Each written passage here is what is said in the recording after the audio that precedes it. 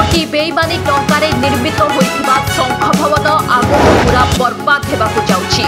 खूब शीघ्र बीजेडी खंड खंड होई अन्य राजनीति दल में विलीन हेब एकथा भी स्पष्ट। बहुत बड़ उच्च आकांक्षा मनुष्य को केमिति नीच करदिए तार वास्तव चित्र ओडिशा राजनीति में देखा मिली। तेबे 24 वर्षर शासन पर ओडिशा राजनीति में आसी बड़ परिवर्तन। ओडिशा रे प्रथम थर बीजेपी सरकार गठन करने को जाउछि। एही परिप्रेक्षी रे आज बीजेडी कार्यालय रे चित्र भिन्न रही। शंख भवन पूरा सुनसान लगुछि।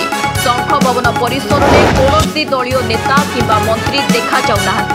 केवल शंख भवन में कार्यरत कर्मचारी माने थिबा बेले शंख भवन बाहर सांबादिक एवं कौन भाव में अप्रीतकर घटना जेपरी न घटू से किछि पुलिस फोर्स मुतयन होइछंती। तेबे जेतेबेले प्रथम राउंडर गणति आरंभ होइतिला एवं धीरे धीरे जनमत बीजेपी सपक्ष रे जाइतिला सेबेठारु शंख भवनरु नेता तथा कर्मी माने चली जाइतिले। तेबे चलित निर्वाचन में बीजेपी एवं बीजेडी मध्य घमाघट लड़ई होइतिले मध्य बीजेपी ओडिशा रे विपुल समर्थन रे जीति सरकार गठन करने को जाउछि। एही परिप्रेक्षी रे बीजेपी कार्यालय रे एक उत्सवमय परिवेश थिले मध्य शंख भवन रे चित्र किंतु ओलटा। कोटी कोटी बेईमानी टंकारे निर्मित होइथिबा शंख भवन आगो पूरा बर्बाद हेबाकु जाउछि। खूब शीघ्र बीजेडी खंड खंड होई अन्य राजनीति दल में विलीन हेब एकथा भी स्पष्ट।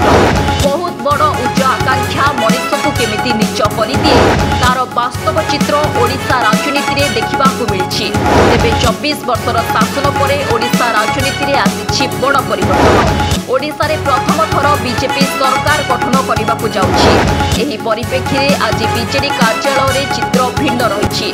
शंख भवन पूरा सुनसान लगुछि। शंख भवन परिसर में कौन दलीय नेता किंबा मंत्री देखा जाऊना। केवल शंख भवन में कार्यरत कर्मचारी माने थिबा बेले शंख भवन बाहर सांबादिक एवं कौन भाव में अप्रीतकर घटना जेपरी न घटू से किछि पुलिस फोर्स मुतयन होइछंती। तेबे जेतेबेले प्रथम राउंडर गणति आरंभ होइतिला एवं धीरे धीरे जनमत बीजेपी सपक्ष रे जाइतिला सेबेठारु शंख भवनरु नेता तथा कर्मी माने चली जाइतिले। तेबे चलित निर्वाचन में बीजेपी एवं बीजेडी मध्य घमाघट लड़ई होइतिले मध्य बीजेपी ओडिशा रे विपुल समर्थन रे जीति सरकार गठन करने को जाउछि। एही परिप्रेक्षी रे बीजेपी कार्यालय रे एक उत्सवमय परिवेश थिले मध्य शंख भवन रे चित्र किंतु ओलटा।